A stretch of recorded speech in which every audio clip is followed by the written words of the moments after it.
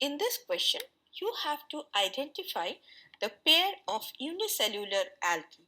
Option A, Anabina and Volvox. It is incorrect, as Anabina is a filamentous blue-green algae which is composed of chains of cells, so it is not truly unicellular.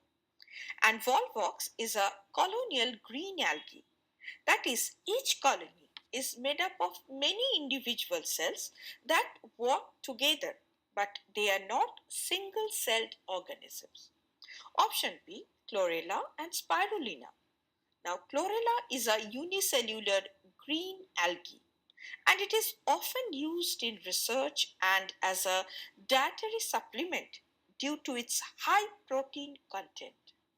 And spirulina is also a unicellular algae and it is also very famous for its nutritional value. Hence, it is the correct option. Option C, laminaria and sargassum. It is incorrect, as both are multicellular brown algae. Option D, Gelidium and Gracilaria. It is also incorrect, as both are multicellular red algae.